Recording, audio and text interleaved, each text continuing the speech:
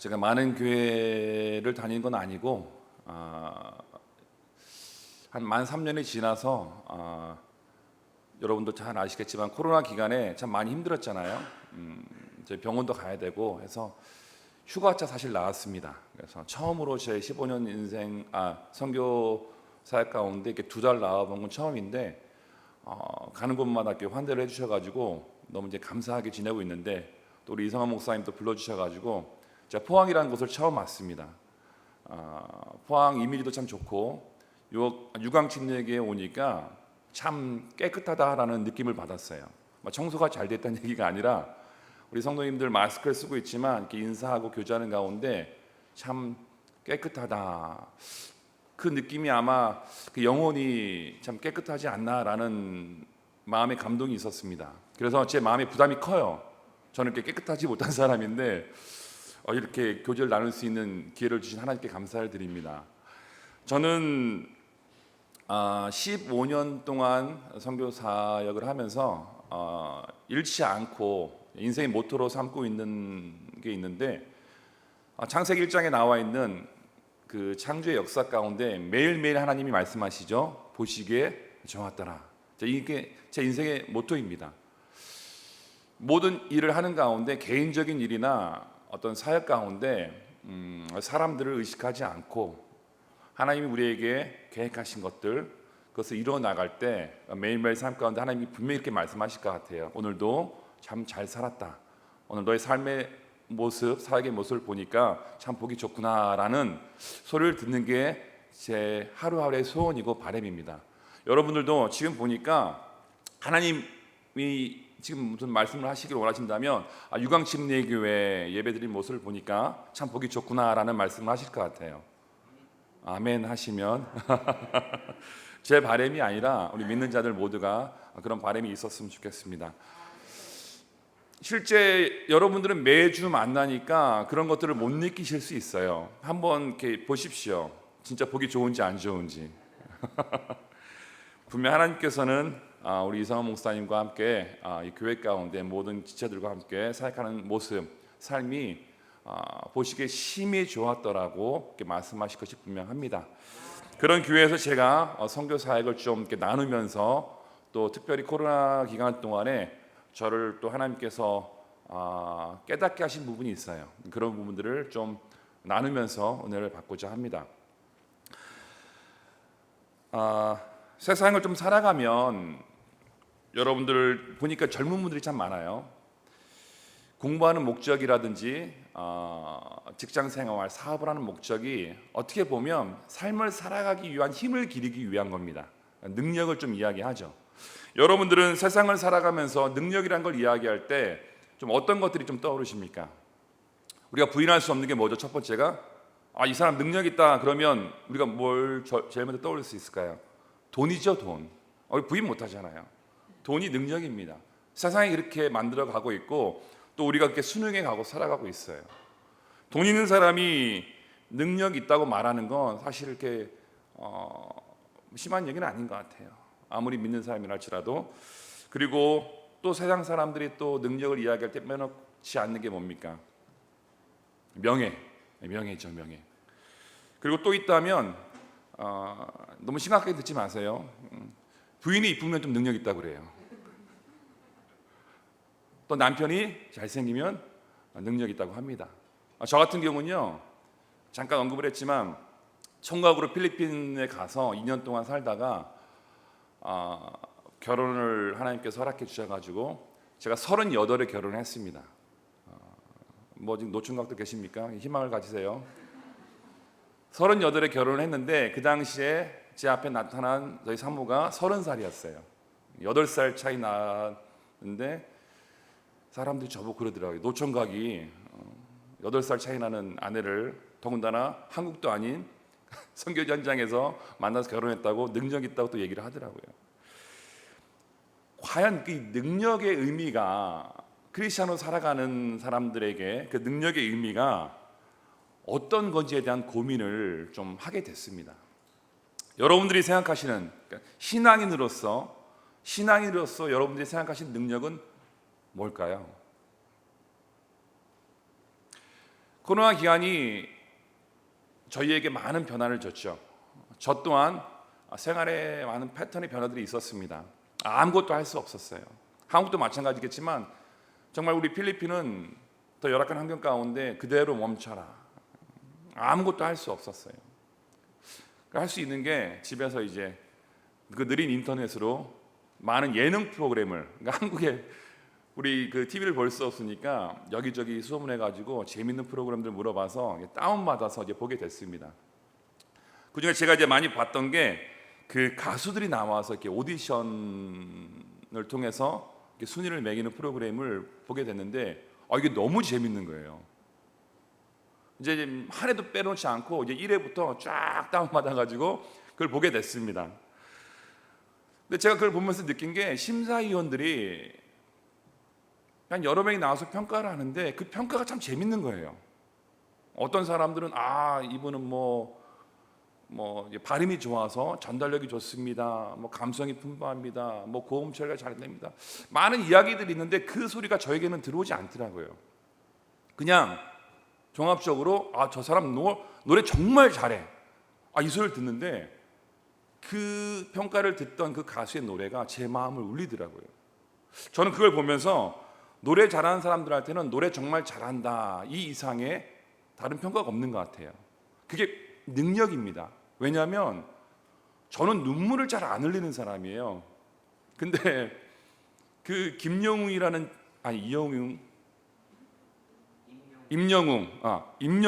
친구가 바램 그리고 어느 60대 정확한 제목은 모르겠습니다. 어느 60대 노부부 이야기를 하는데 제가 막 눈물을 흘리고 있더라고요.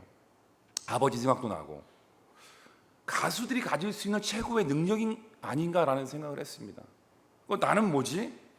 나는 매주일 설교를 하는데 한 주일 설교를 준비해서 성도들에게 하나님의 말씀을 전하는데 이런 감동을 주지 못하는 나는 뭐지? 나에게 능력이 없나? 그런 생각을 하게 되더라고요. 그러면서 잠시 착각에 빠진 게 이 사람의 능력이 사람을 변화시키는구나. 저 사람의 능력이 이거였어. 우리가 말하는 영어권에서 말하는 파워가 이거였어라는 착각을 했어요. 근데 가만히 그 사람의 어떤 그 지금까지 지내온 이야기를 보여주는 장면을 보게 됐습니다. 그때 제가 깨달았어요. 저 사람이 지금 이 순간 부르는 그 노래가 내가 정말 착각했던 그 파워가 진짜가 아니었다는 것을.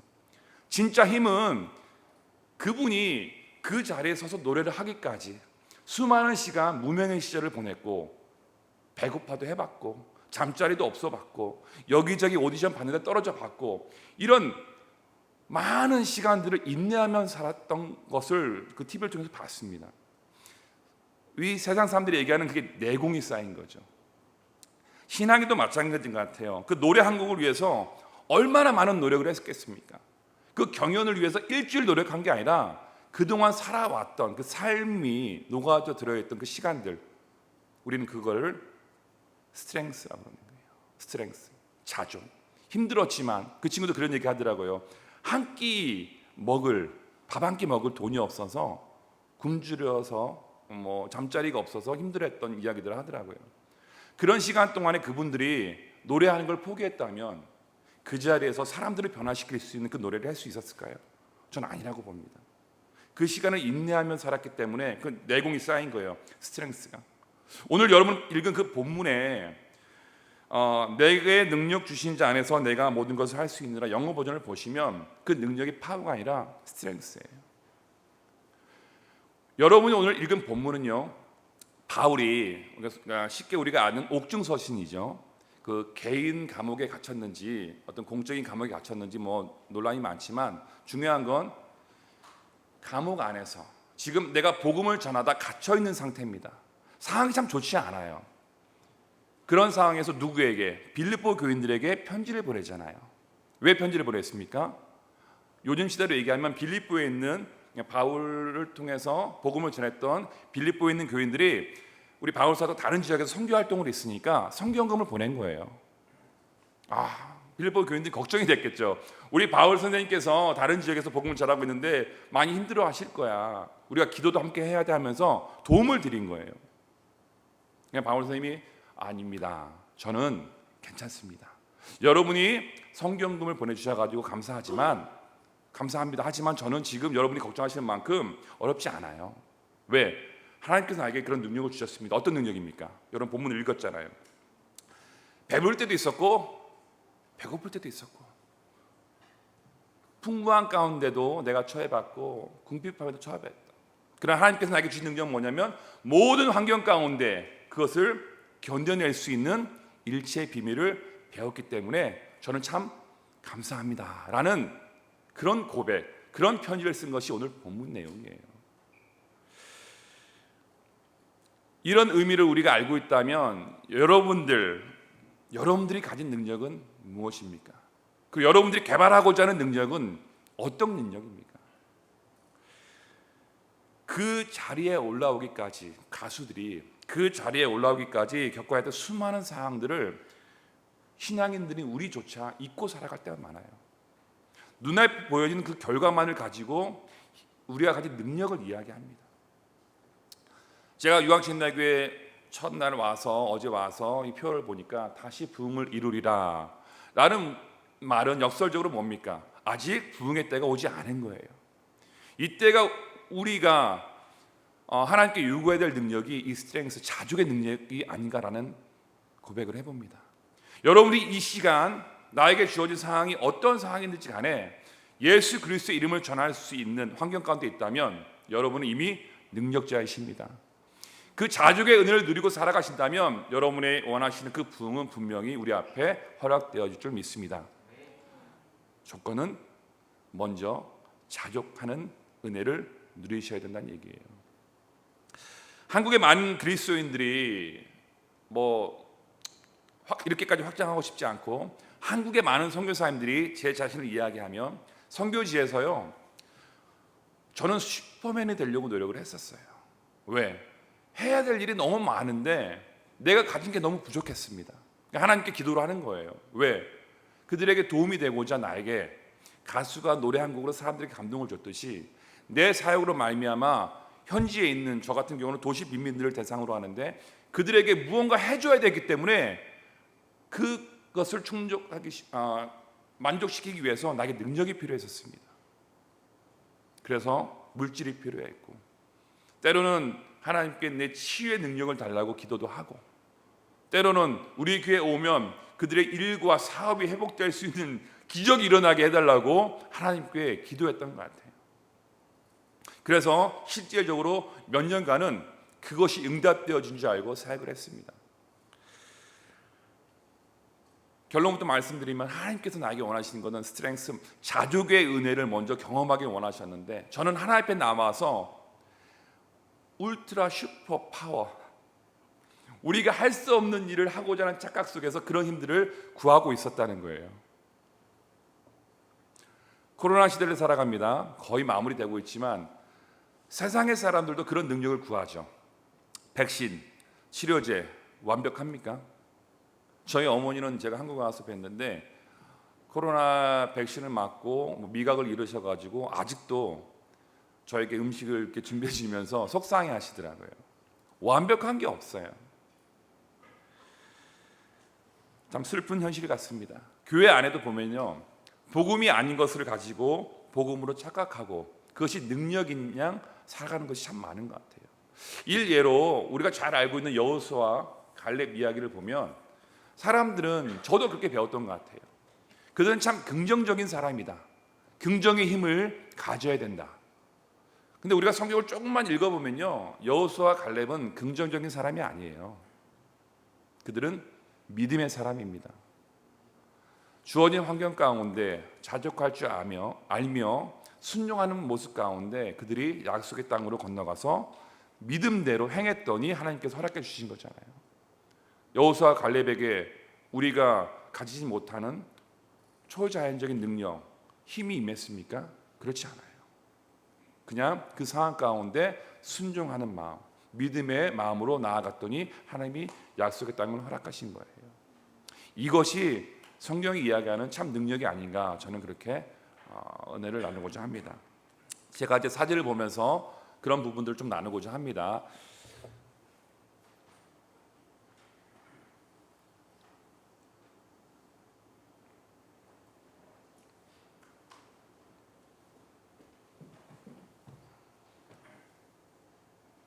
예.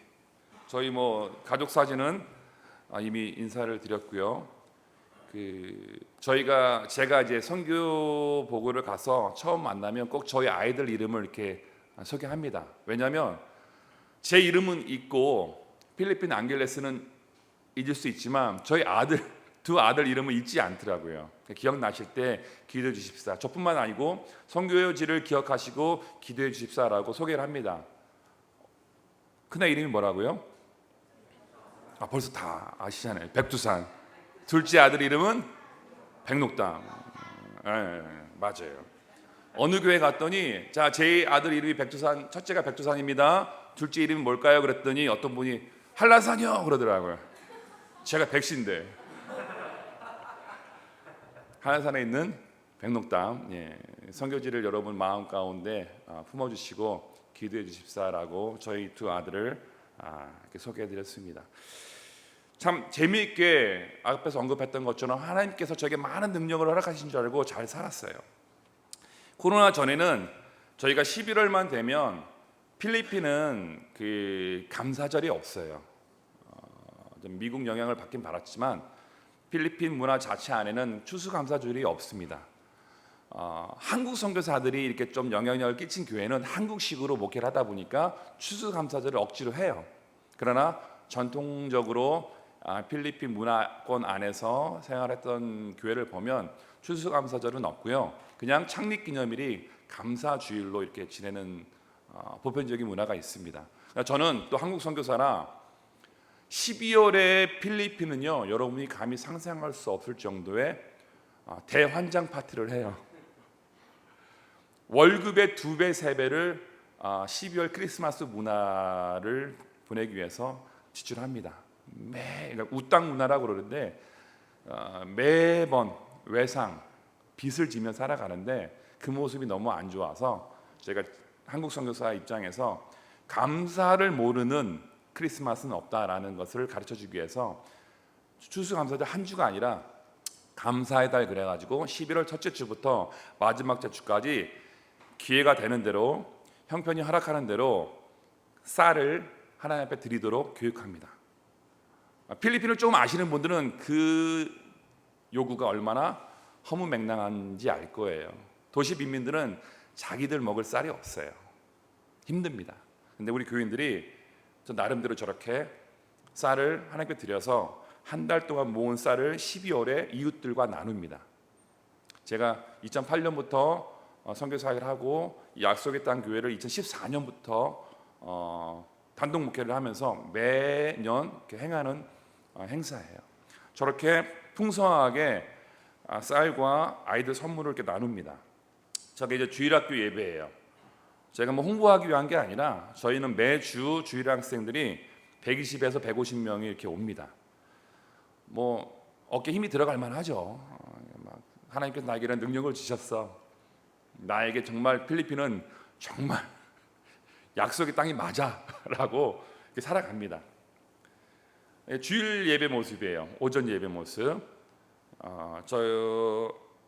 우리 전도사님이 여자 전도사님이 필리핀에 있는 침대신학대학을 졸업한 우리 여전사님이 찬양 인도하는 거고요. 이게 예배 마치고 찍은 모습이에요. 코로나 전에는 몰랐어요. 그 능력으로 말미암아 뭐든지 할 수 있을 것 같았습니다. 근데 3월 12일 여러분도 동일하게 겪으셨던 코로나, 우리 필리핀도 너무 넓어요. 지역마다 좀 이렇게 다른데 저희 앙겔레스 지역은 락다운이 3월 12일에 선포가 돼서 저는 그나마 저희 교회 사택에 살아서 빌리지 안에 살지 않아요. 그래서 도로 옆에 교회가 있는데 밤에 몰래 나온 거예요. 아무것도 할 수가 없었고 또 아무것도 할 수 없었어요. 동사무소에서 통행증을 발급을 해줍니다. 가정당 한 명씩 생필품을 살 수 있는 통행증을 줘요. 저는 이게 이런 게 공산당이구나 속으로 이렇게 생각을 했어요. 제 사진 한 장과 제 어떤 신분에 대한 확인을 동사무소 가서 받아가지고 이걸 가지고 나가야 돼요. 저녁만 되면 이런 공포 분위기 속에 저는 뭐 좀비 영화를 이런 데 찍어도 되는구나라고 생각할 정도로 참 무서웠습니다. 저희 주산이 록담이는요 3월 10일 락다운이 선포되고 올해 3월이 되기 전까지 2년 동안 집 밖을 골목 밖을 못 나갔어요. 필리핀은 12세 미만의 아이들은 집 외출을 할 수가 없었습니다. 우리 두 아이들이 좀 호리호리했는데 2년 동안 집 안에서 온라인 수업만 하다 보니까 좀 튼튼해졌어요. 이제 막 퀘스천 마크가 붙기 시작하는 거예요. 락다운이 선포되고 첫 번째 주입니다. 제가 아까 언급했지만 전 눈물이 없는 사람인데 주일날 아침에 딱 뒤에 서 있는데 눈물이 뚜루룩 흘리는 거예요. 왜 하나님이 이런 상황을 우리에게 주셨는지 이해가 안 가는 거예요. 이 상황이 한국 상황은 좀 다릅니다. 저희는 통제가 너무 심했기 때문에 한 8, 9개월이 갔어요. 여러분 유관팀 얘기 좀 다르지만 한국에 와서 보니까 온라인으로 유튜브를 통해서 막 예배 드리는데 저희는 인터넷이 안 되니까 온라인 예배도 안 되고 제가 설교문을 작성해서 다 이렇게 나눠주고 8, 9개월 이렇게 살았는데 눈물이 나는데 이게 반복이 되면서 나에게 주신 능력이 도대체 어디에 갔는지 퀘스천 마크가 붙기 시작하는 거예요. 기도만 하면 될 것 같았고 울부짖고 함께 으쌰으쌰 하면은 뭐든지 돼 왔던 시기가 있었으니까 왜 나에게 이런 상황이 허락이 되는지 이해가 되지 않는 거예요. 그러면서 심각해집니다. 여러분들 한국 분들 참 행복하신 줄 아셔야 돼요. 코로나 걸리면 나라에서 다 해주시죠. 다 해주잖아요. 저희는 필리핀에 이미 후진국의 외국인들은 차별을 받습니다. 제 지인 선교사님이 2박 3일 병원에 입원을 했는데 치료비가 얼마 나왔을까요? 2박 3일. 대충 한마디만 해주시지 내가 진행을 하죠. 네? 네. 정확히 1,000만 원이 나왔습니다. 의료보험도 안 돼. 외국인은 또 플러스 금액이 붙어요. 외국인들은 병원 갈 엄두가 안 납니다. 제가 처음으로 한국으로 도망 나오고 싶은 생각이 들었어요. 저하고 아내는 괜찮은데 이게 8, 9개월 지속되다 보니까 아이들이 걱정이 되는 거예요. 왜? 저는 계속 나가서 사람들 만나야 되고 구제 활동을 해야 되는데 제가 밖에서 어떻게 바이러스 옮겨올까 봐. 그게 아이들에게 갈까 봐. 그렇게 해서 제가 할 수 없는 제 자신 너무 초라하고 아무것도 할 수 없음에 무기력해지고 있을 때 한국에서 딱 전화 한 통이 옵니다. 저희 장호원에 계신 어떤 약사분이 한 돈 1,000만 원어치 약과 진단키트를 보내주셨어요. 그 당시만 해도 한국의 진단키트를 개인이 구입할 수 없었다고 해요. 그리고 작년인가 그 풀리면서 또 개인이 구입할 수 있는 개수가 정해져 있다고 하는데 저는 그런 것 자체가 생겨나기 전에 그 약사분이 어떻게 알고 저를 200개를 보내주셨어요. 이게 왜 우리에게 은혜냐면 우리 교인들은 코로나가 팬데믹이 선포된 이후로 한 반 이상이 직장을 잃었어요. 반 이상이. 그리고 그나마 직장을 다니던 사람들도 일주일 출근하던 사람이 매일매일 출근하던 분들이 일주일에 2번 로테이션 돌리는 거예요. 왜? 손님이 없고 직장도 그 인원을 다 돌릴 이유가 없으니까. 그러니까 제일 먼저 이분들이 타격을 받는 게 뭡니까? 먹고 사는데 타격을 받은 거예요. 그 와중에 일을 하겠다고 하는데 아픈 거예요. 이미 감염이 된 거예요. 자 보십시오. 외국인들은 얼마요? 치료비를 1,000만 원을 해요. 현지인들도 병원에 갈 수가 없으니까 교회로 오는 거예요. 저희 교인들이. 목사님 제가 아파요. 근데 일을 하러 가야 되는데 시장에서 요구하는 거는 음성 확인서가 필요하대요. 먹고 살려니까 두렵지만. 그래서 저희 집사람하고 저하고 쉴드 쓰고 장막 끼고 매일 코를 이렇게 찔러가면서 검사를 해줍니다. 한 번은 딱 찌르고 뺐는데 순식간에 2줄이 딱 가는 거예요. 소름이 쫙 돋는 거예요. 왜? 나도 감염될까 봐. 여러분 기억나시는지 모르겠지만 초창기 때는요. 저희 필리핀 특히 그냥 걸리면 다 죽었어요. 이 사람들이 왜 저한테 와서 교인들이 와서 검사를 받냐면 자기들이 그렇지 않고 병원을 가면 어디로 끌려가냐면 격리소로 끌려가는데 야외 농구장 코트 아래 야전 침대라고 그냥 하나 깔려 있어요. 그 순서가 오지 않으면 거기 있다가 증상이 악화되면 치료도 못 받고 죽어요. 그러니까 어떻게 저한테 와서 음성이 나오면 그거 가지고 일자리 찾아가고 양성이 나오면 집에서 격리를 시켜야 되니까 그런 기간을 한 8개월을 보냅니다. 나중에는 아프다고 오면요, 저도 이제 무뎌진 거예요. 무조건 머리 뒤통수 잡고 끌고 와가지고 계속 찔러요. 그러면서 이 약들을 한국에서 보내주셔가지고 다 이제 그 타이레놀 계열 치료제가 없으니까 열을 내리고 몸이 아픈데 먹을 수 있는 약들을 저렇게 만들어서 계속 줍니다. 그리고 이거는 현지에서 구입한 아이들이 먹을 수 있는 약. 그렇게 해서 제가 8, 9개월을요. 이게 이제 일주일에 2번 가는 키트예요. 쌀 5kg, 10kg와 계란 한 판과 라면 이 기본 세트로 해가지고 사람이 많으면 이걸 2세트, 3세트 해가지고 제가 저희 교회 트럭으로 이걸 가지고 이제 매주 일주일에 2번씩 그 봉쇄된 지역을 들어갑니다. 다행히 또 필리핀은 캐톨릭 국가라 제가 선교사라고 얘기하고 설명을 하면 이게 보내줘요. 그렇게 해서 들어가는데 8, 9개를 하는데 정말 저도 미치겠더라고요. 이제 돈이 없는 거야. 한국도 어려우니까 한국에 도움 요청도 못하고 마스크도 없이 저러고 다니는데 너무 힘들더라고요. 그리고 더 큰 문제가 생겼습니다. 이걸 가지고 골목골목 들어가니까 저희 교회 트럭을 보면요, 교회 이름이 적혀 있어요. 이제 어떤 현상이 일어나는지 짐작을 하실 거예요. 그 마을에 저희 차가 딱 들어가면 제가 내려서 교인들을 줬었는데 몇 주 지나고 나서 저희 차가 동네에 나타나면 어떻습니까? 동네 사람들이 다 몰려드는 거예요. 그걸 외면할 수가 없는 거죠. 그렇게 8, 9개월을 보냈던 것 같아요. 근데 이제 마스크가 부족한 거예요. 마스크가. 감염자는 계속 나오고 마스크가 나오는데 이때 하나님이 오늘 본문 말씀을 저에게 주신 거예요. 제가 지쳐 있었습니다. 저에게 회를 느꼈습니다. 나에게 왜 이런 선교지에 보내주셔놓고 아무것도 할 수 없게 만드셨는지 불평불만이 쌓이기 시작했어요. 근데 우리 교인 한 분이 저 마스크를 맞춰 오신 거예요. 워시업을 빨아 쓸 수 있는 마스크를 갖고 오셨는데 두 가지를 갖고 왔는데 하나가 오늘 본문 13절 말씀이 인쇄된 걸 갖고 오셨어요. 그 말씀을 하나님 날 깨닫게 하신 거예요. 백성교사 네가 가지지도 못할 능력으로 뭔가 하려고 하지 말고 지금 이 상황 가운데 바울의 고백처럼 어느 상황에 처했던지 간에 예수 그리스도의 이름 하나만으로 복음 전하는 그 사실 하나만으로 자족할 수 있는 걸 먼저 배우라는 것을 저게 말씀 깨닫게 해주시더라고요. 그래서 이거를 맞춰서 다시 힘을 내가지고 집집마다 방문해서 마스크와 앞에서 그 제가 사진 보였던 구호 물자를 나눠주기 시작합니다. 약, 마스크, 뭐 저희 교인들이에요. 다 집안에만 갇혀 있으니까 찾아갈 수밖에 없어요.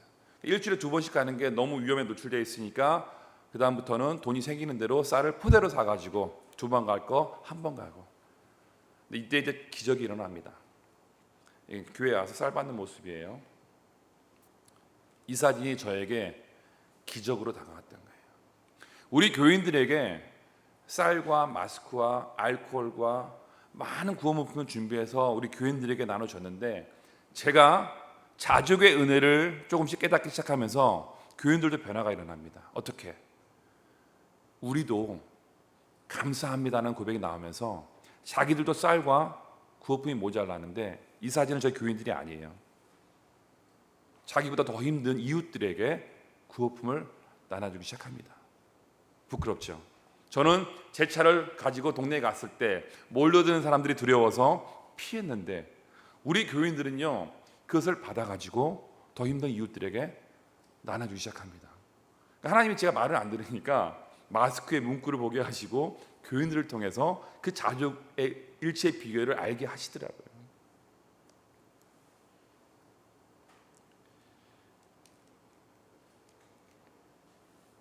예.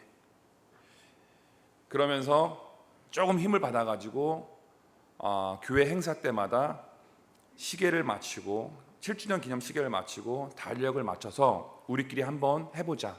있는 상태에서 얻지 못할 능력을 구하는 것이 아니라 지금 감사하면서 불평불만하지 말고 우리가 할 수 있는 걸 해보자 해서 기념 시계를 마치고 칼렌더를 맞춰서 다시 전도를 하기 시작합니다.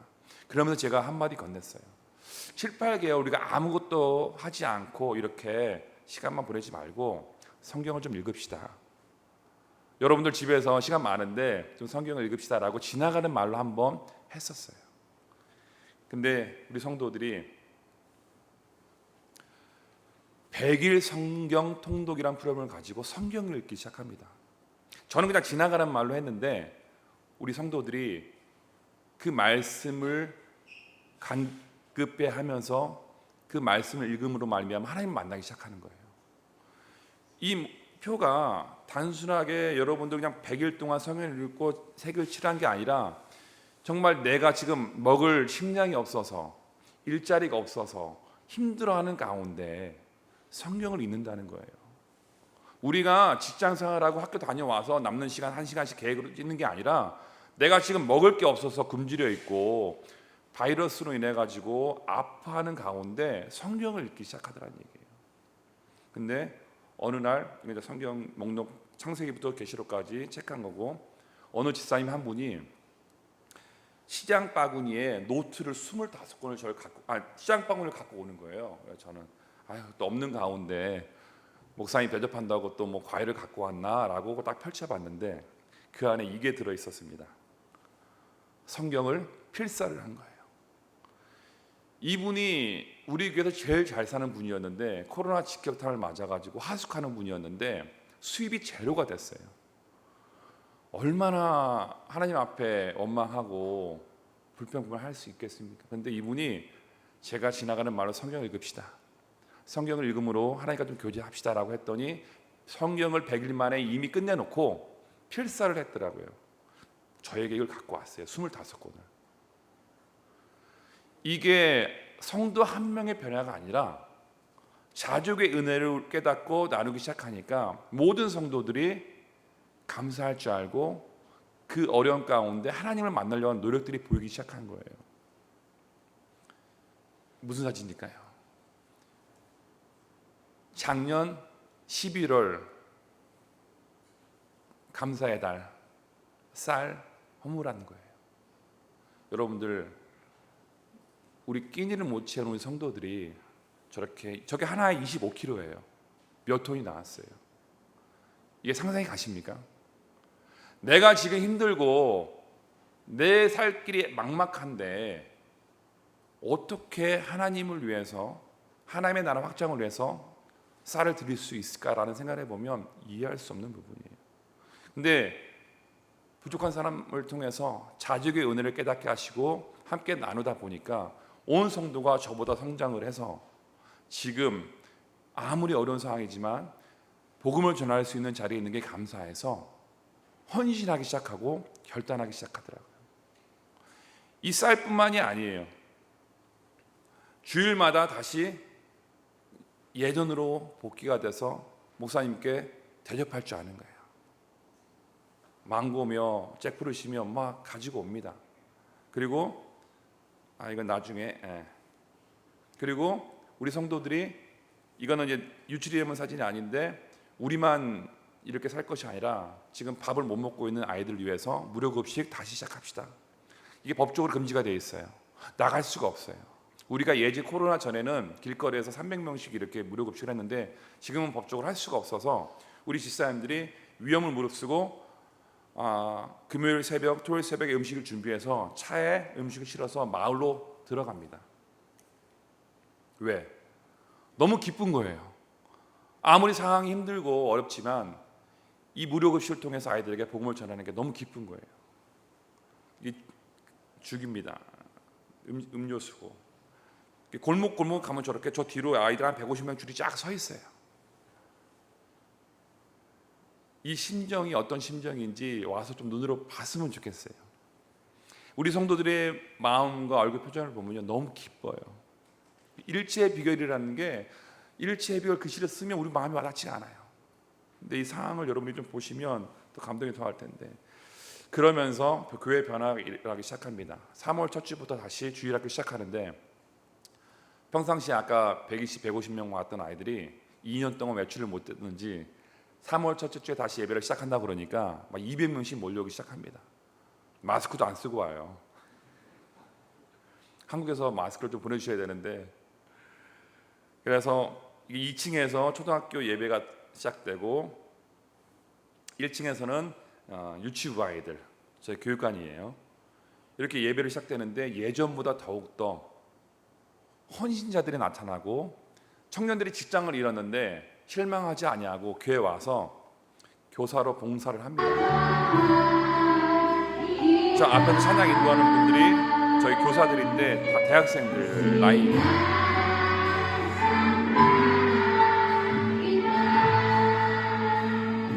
한국 사람 한 명 보이죠? 두산이.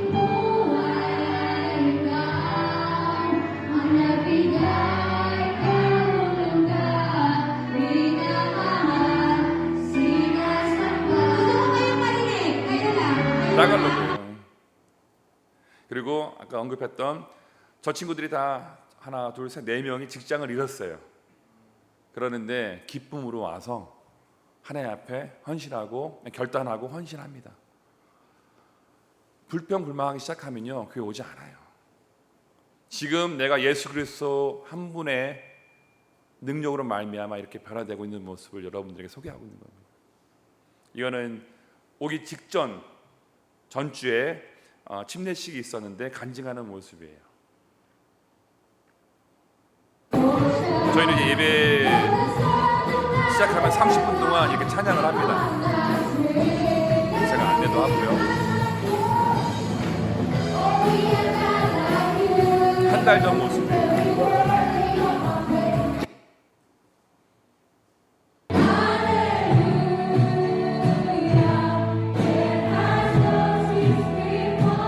도시 빈민처럼 안 보이죠. 이제 교육이 돼서 가장 좋은, 가장 깨끗한 모습으로 교회 와요.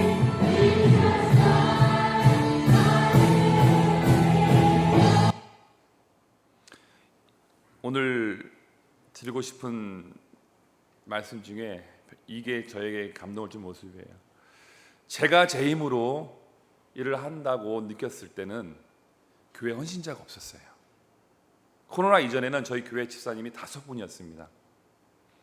왜? 저는 제 능력으로 제가 앞장서서 일을 했기 때문에 제 눈앞에 헌신자들이 나타나지 않았었어요. 근데 코로나가 닥치고 나서 변화된 게, 하나님이 저를 깨우쳐 주시고 내가 할 수 없음을 알게 하시고 그 가운데 자족의 은혜를 알게 주신 이유에 나타난 변화가 이겁니다. 코로나 첫 해에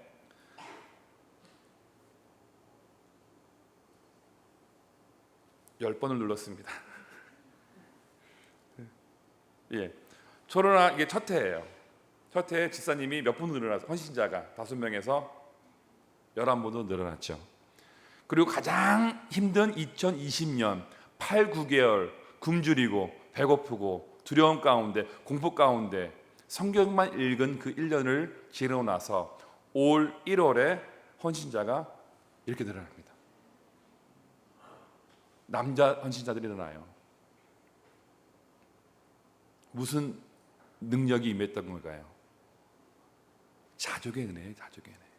힘듦을 견딜 수 있는 어떠한 상황 가운데서도 내가 하나님의 사람으로서 예수 그리스도를 전해야 한다는 그 복음의 능력을 깨닫는 순간 결심하게 되고 결단하게 되고 헌신자들이 나오기 시작했다는 거예요.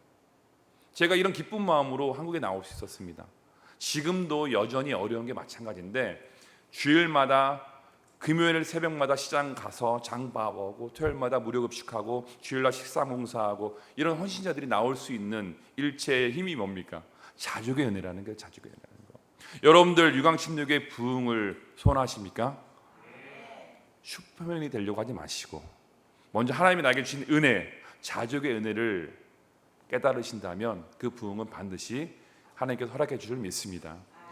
그러기 위해서는 교회에 헌신자들이 나와야 돼요. 그 헌신하는 사람은요, 일체의 비결, 어떤 일체의 비결? 자족할 수 있는 그 깨달음이 여러분에게 있어야 된다고 저는 생각을 합니다. 마지막 주에 바로 며칠 전에 침례식을 거행해 왔어요. 우리 침례교회들은 알죠. 침례의 의미를. 신앙 고백이고 헌신의 의미를 포함한 침례식이에요. 바울이 이야기했던 것처럼 내가 궁핍함으로 말하는 것이 아니라 어떠한 형편이든지, 여러분들 각자의 삶을 좀 돌아보십시오. 각자의 삶을 적응해 보세요. 여러분이 처한 어떠한 형편이든지 나는 자족하기를 배웠다고 그랬어요. 자족하기를. 내가 허황된 꿈을 꾸는 것이 아니라, 허황된 꿈을 쫓아가는 것이 아니라, 지금 하나님께서 나에게 허락해 준 이 상황까지도 하나님의 계획 가운데 있다는 걸 알고, 어떠한 사실 하나, 예수 그리스도의 이름 하나만으로 복음을 전하는 자리에 있다는 그런 자족의 은혜를 배웠노니 나는 비천에 처할 줄도 알고 풍부에 처할 줄도 알고. 저는 이 말이 너무 와닿아요. 우리 필리핀 사역을 하다 보니까. 그 다음 구절, 모든 일 곧 배부름과 배고픔에 처할 줄도 안다 그랬어요. 이 상황 가운데서 이것을 잘 견뎌낼 수 있는 일체의 비결을 배웠다는 거예요. 여러분들, 바울이 지금 말하고 있는 게 어떤 내용입니까?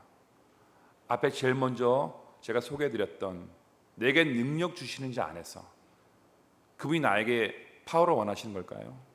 세상을 변화시키려고 하는, 이 상황을 확 뒤집어 엎으려는, 망한 사업, 이런 직장을 다시 회복시켜주는 그런 변화의 파워가 아니라 지금 상황 가운데서도 그것을 견뎌낼 수 있고 이겨낼 수 있는 자조, 스트렝스, 그 능력을 하나님께서 우리에게 갖기를 소망하신다는 얘기예요. 물론 지금 행복합니다. 그러나 내 뜻과 내 계획과 좀 어긋난 부분이 있다 할지라도 불평하거나 실망하는 것이 아니라, 그럼에도 불구하고 예수 그리스도의 능력으로 말미암아 내가 복음을 전하는 현장에 있다는 사실 하나만으로 자족하시기를 주의 이름으로 축원합니다. 그런 의미에서 여러분은 능력자신 거예요. 오늘 그 얘기를 하고 싶었습니다. 나는 능력자입니다. 한번 같이 해볼까요? 나는 능력자입니다. 그냥 퀘스천 마크를 이만큼 붙여서 그런가 하지 마시고 좀 확신에 차서 예수 그리스도 이름 하나만으로 내 안에 그런 힘이 있어야 된다는 얘기예요. 그럴 이후에 여러분 이런 부흥을 경험하실 줄 믿습니다. 나는, 다시 한번 얘기할게요. 나는 능력자입니다. 예, 여러분은 능력자이십니다. 여기 계신 성도 여러분들, 너무 슈퍼맨이 되려고 하지 마세요. 공부하시는 분들 마찬가지예요. 공부를 하고 나서 사회에 나가서 내가 슈퍼맨이 되려고 하는 것이 아니라 예수 그리스도 이름 하나만으로 살아가는 그 상황 가운데 감사할 수 있는 그런 신앙인으로 살아가시기를 주의 이름으로 축원드립니다. 하나님 안에 있으면 모든 일을 다 할 수 있고, 그다음에 또 나에게 주어진 어떤 무거운 짐을 그 능력으로 자꾸 덜어내려고 하는 일들, 어쩔 땐 그런 것이 좀 허침을 쓰는 것 같아요. 어떠한 상황 속에서도 주님과 함께라면, 내가 사랑하는 우리 목사님 사모님과 함께라면, 내가 사랑하는 장로님 권사님과 함께라면, 내가 사랑하는 교우들 지체들과 함께라면 그것으로 충분하다고 저는 생각합니다. 그 안에 주님이 주신 능력이 있기 때문에 감사하며 살 수 있을 것 같아요. 제가 여러분도 어떤 청사진은 잘 알지 못합니다. 2022년 비전만 받고 그 이후에 5년, 10년 뒤에 청사진은 알지 못합니다.